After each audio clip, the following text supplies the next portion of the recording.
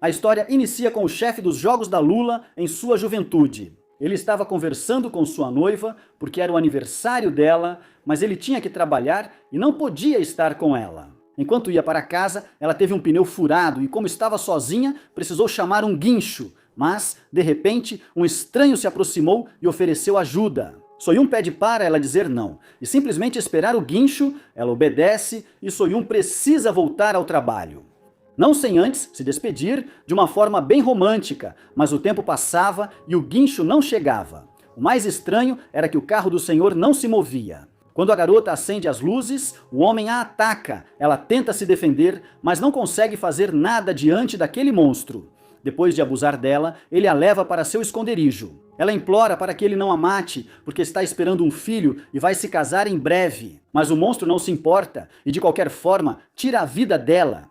Não satisfeito com isso, ele ainda a esquarteja. Dias depois, o menino encontra alguns restos em uma sacola e, por causa disso, chama a polícia. É aí que começa uma investigação. O pai da vítima era o ex-chefe da polícia e, ao saber que poderia ser sua filha, pede para ver os restos. Mas os policiais dizem que não, porque não têm certeza de que seja ela. Mas depois encontram uma cabeça e assim confirmam que se tratava da filha do chefe. Ele chora desesperadamente ao saber que sua filha estava morta. So-hyun também chega à cena do crime, e ao confirmar que se tratava de sua noiva, sua expressão muda completamente. No dia seguinte, ele vai ver seu sogro. Ele pede desculpas ao genro por não ter conseguido proteger sua filha. So-hyun responde que não é culpa dele. Dias depois, ela é cremada. Ele se sentia muito culpado por não ter estado com ela naquele dia, já que era seu aniversário. Então ele promete encontrar o monstro que fez isso com ela e fazê-lo pagar. Por isso, ele pede licença por 2 semanas e pede para um de seus irmãos conseguir um dispositivo muito especial. Trata-se de um microfone e rastreador em forma de cápsulas. Depois, ele pede ao seu sogro que consiga alguns arquivos da polícia com os nomes e endereços dos suspeitos. Assim começa sua vingança. Primeiro ele vai atrás de um dos pervertidos e o pega com a mão na massa. Ele tenta se defender, mas não era páreo para So-hyun. Depois de dominá-lo, começa a torturá-lo para que admita sua culpa. Mas ele diz que não sabe de nada e que não faz ideia de quem é sua noiva. Sem conseguir nada, ele o castra e obriga a se entregar. A polícia está perplexa. O pervertido estava apavorado, pede à polícia que o prendam e o protejam do louco que fez aquilo com ele. Por sua vez, So-hyun vai atrás de sua segunda presa. Quando o pega, o espanca brutalmente. Mas, novamente, não era quem ele procurava. Então só restam mais 2 opções. O fato de pensar que ele poderia estar aproveitando a vida não o deixa dormir à noite. Por isso, vai atrás do próximo. So-hyun estava certo, porque o monstro era insaciável. Sua sede de sangue não tinha limites. Cada vez que via uma mulher sozinha, seus instintos tomavam conta dele. Por isso, ele leva a próxima vítima com enganos, antes de acabar com ela. Ele diz que as mulheres bonitas sempre o rejeitaram. Por isso faz tudo isso. Queria sentir que era um Dom Juan, de uma forma ou de outra. No dia seguinte, So-hyun chega à casa do monstro e com enganos consegue convencer a mãe dele a mostrar fotos dele. Mas o pai do monstro sabe que ela está escondendo algo, por isso exige que ela diga a verdade. So-hyun diz que ele contratou um seguro e que precisa das informações dele para entregar. Mas os senhores não acreditam nela, porque o único filho deles os abandonou junto com o neto. Desde então, não souberam mais nada dele e ele nunca entrou em contato. Mas o garoto sabia onde estava o pai, ou pelo menos onde era o esconderijo secreto dele. Quando vai investigar, encontra a evidência que precisava.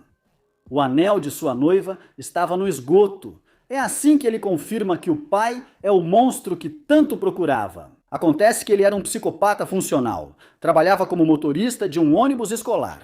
Naquele dia, uma estudante tinha ficado sozinha e ele não consegue se controlar quando vê uma garota bonita sozinha. A polícia também tinha descoberto que ele era o culpado. O monstro suspeitava que tinham descoberto.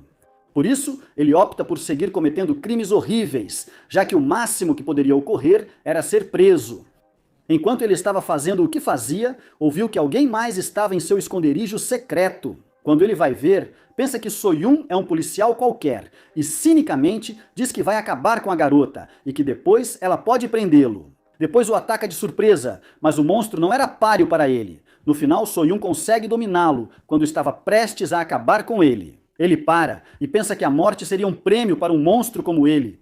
Isso é algo que ele vai se arrepender profundamente. Mais adiante, quando termina com ele, o obriga a engolir o rastreador e quebra sua mão, mas não faz mais nada, apenas o deixa lá com um envelope cheio de dinheiro. O monstro pensa que se trata de um louco, mas fica feliz por continuar vivo e depois de se recompor, segue seu caminho. Ele tenta pedir carona, mas ninguém lhe dá atenção, até que um táxi decide levá-lo.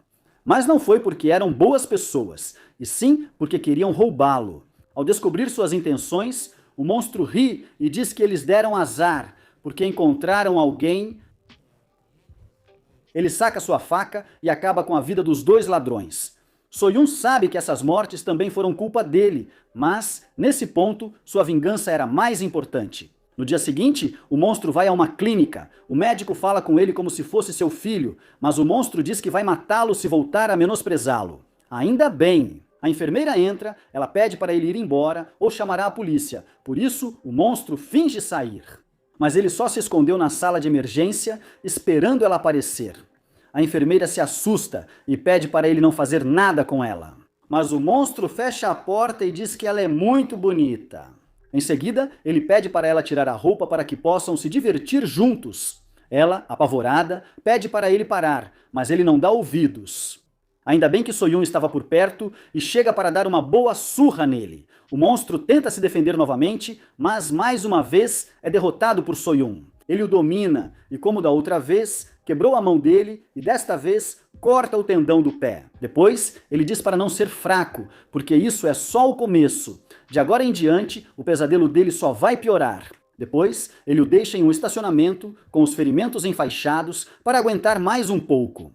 O monstro não entende por que faz tudo isso, mas mesmo estando ferido, não para de machucar os outros. Por isso, enquanto fugia, ele para no meio da estrada para procurar sua próxima vítima, mas desta vez não foi tão fácil. Um veículo cheio de militares parou para ajudar. Vendo que eram muitos, o monstro aceitou a ajuda deles e assim chegou a uma casa na floresta. Por sua vez, o sogro de So-yun lhe diz que a polícia já sabe que o monstro é o culpado, por isso pede para que ele pare. Que já foi suficiente da sua vingança, mas ele responde que ainda não, porque não o fez sofrer o suficiente. Depois, ele fala com sua cunhada e exige que ela pare de uma vez, porque se algo der errado, todos ao redor dela serão prejudicados. Pero So-yun ya estaba completamente seguro. Sua raiva era tanta que em sua mente não existia outra coisa além de causar dor ao monstro.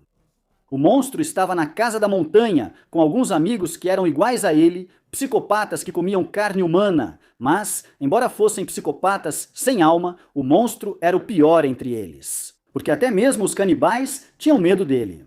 Depois de comer, ele explica para eles o que está acontecendo, que um louco está o prendendo e depois o solta, o espanca e depois cura seus ferimentos. E ele não entende por que faz tudo isso. O canibal diz que ele provavelmente é como eles, ou seja, um monstro que gosta de caçar os seus, não sente prazer em machucar, mas sim em vê-lo confuso e assustado. É isso que lhe dá prazer. Também diz para ele que a culpa é dele, que ele criou o monstro que vai destruí-lo. Mais tarde, o canibal queria preparar sua próxima refeição. Ainda bem, So-yun chega e dá uma boa surra nele. Ela queria fazer com ele o mesmo que ele fazia com suas vítimas, mas o monstro já tinha acordado. Seu instinto dizia que seu caçador estava perto, mas mesmo atirando, So-yun era mais rápido e consegue escapar sem muito problema. Mas ela não foge do lugar, apenas se reposiciona para depois atacá-lo. Só que ela não sabia que havia outro psicopata na casa. Mesmo atacando, ela não era páreo para So-yun. Após derrotá-la, o canibal aparece, mas está fraco e não faz muito. Finalmente, sua presa chega. So-yun usa alguns pregos para distraí-lo. Toma a arma dele, mas novamente não acaba com ele. Apenas o golpeia muito mais forte do que da última vez. Sua vingança poderia terminar aqui, mas isso não era suficiente para So-yun. Ela cura novamente o monstro e se prepara para soltá-lo, mas enquanto fala com um amigo, o monstro já acordou. E ela descobriu como estavam rastreando e ouvindo tudo esse tempo, descobriu que tinha uma cápsula dentro do seu corpo. Por sua vez, o chefe de polícia conversa com o sogro de So-yun, diz que já é o suficiente e pede que o ajude a deter seu genro. Porque se ele completar sua vingança, vai se tornar um deles, ou seja, vai se tornar um verdadeiro monstro. No dia seguinte, o monstro acorda em um túnel perto da cidade, novamente com os ferimentos tratados para que possa aguentar a próxima caçada. Mas dessa vez, ele estava feliz porque sabia como estavam rastreando ele. Também sabia que Soyun podia ouvi-lo. Por isso ele diz que já se lembrou da esposa dela e que se divertiu muito com ela. Além disso, ele diz que ela estava grávida e conta detalhadamente como ela implorou pela própria vida. Isso faz o sangue de Soyun ferver e imediatamente ela vai atrás dele. Mas o monstro diz que as regras do jogo mudaram, agora ela deve caçá-lo, sem saber onde ele está. O monstro toma muitos comprimidos e remove a cápsula. Dessa forma, Soyun não tem como localizá-lo. Mais tarde, o monstro liga para a polícia, diz que vai se entregar e confessar todos os seus crimes, mas antes precisa fazer algo muito importante. Soyun, desesperado para encontrá-lo, vai ao hospital para perguntar ao canibal onde seu amigo poderia estar. Ele diz que Soyun se meteu com a pessoa errada, que deveria tê-lo matado quando teve a chance, porque agora ele sabe quem é e vai atrás de seus entes queridos. Ao ouvir isso, Soyun perde a cabeça e assassina o canibal de forma brutal. Depois liga para seu sogro pedindo que se esconda. Mas infelizmente, o monstro chegou antes, ele tira a vida do idoso e o pior é que sua filha chega logo depois. Quando Soyun chega ao local, já era tarde demais, o chefe de polícia estava devastado. Ele a culpa por tudo, pois deixou o monstro fugir quando podia entregá-lo. Mais tarde, o monstro liga para o chefe de polícia e com um sorriso diz que está pronto para se entregar à justiça. Ele também fala com Soyun, diz que deixou o corpo da cunhada dela para que ela vá buscá-lo. Depois, ele começa a zombar de Soyun, dizendo que ela nunca foi páreo para ele e que não passa de uma perdedora.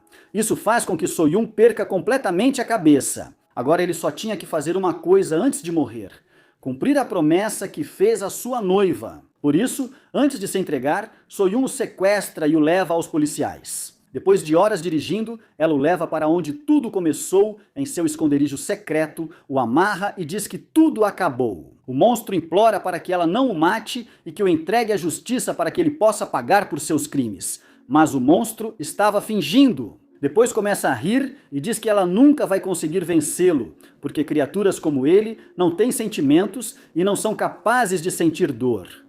Para finalizar, ele diz que ela é uma perdedora, porque nunca vai conseguir se vingar dele, já que, segundo suas palavras, ele não pode sofrer. Mas Soyun responde que sabe como causar dor a ele, então coloca uma corda na boca dele e sai do lugar muito tranquilo. Ao mesmo tempo, chega a família do monstro. O monstro gritava que ainda não tinha acabado.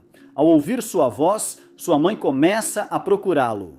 O monstro ouve as vozes de sua família e pede para que não abram a porta, que vão embora e não o procurem mais, pois se abrirem a porta, ele morreria. Ou seja, seria a própria família dele que acabaria com ele. Naquele pequeno instante, quando ouviu a voz de sua família, ele entrou em desespero. Naquele pequeno instante, sentiu medo. Nesse curto espaço de tempo, ele sentiu tudo o que suas vítimas sentiram. Por mais que lute, ele não consegue segurar a porta e morre no mesmo lugar e da mesma forma que muitas de suas vítimas. O filme termina com Soyun cumprindo sua vingança, mas com lágrimas nos olhos, porque a vingança também o consumiu. Ele perdeu as poucas pessoas que lhe importavam e também se perdeu a si mesmo. Como disse Nietzsche, quem luta com monstros deve cuidar para não se tornar um. Depois, Soyun foi para o jogo da Lula e se tornou um dos maiores vilões da Coreia. E é assim que termina essa história. Muito obrigado por assistir ao vídeo até o final, espero que tenha gostado. Se sim, te convido a deixar um like e se inscrever no canal para não perder nenhum resumo. Comentem o que acharam da história. Acho que foi assim que começou. O chefe dos jogos de Lula, obrigado por acompanhar até o final do vídeo. Nos vemos na próxima história.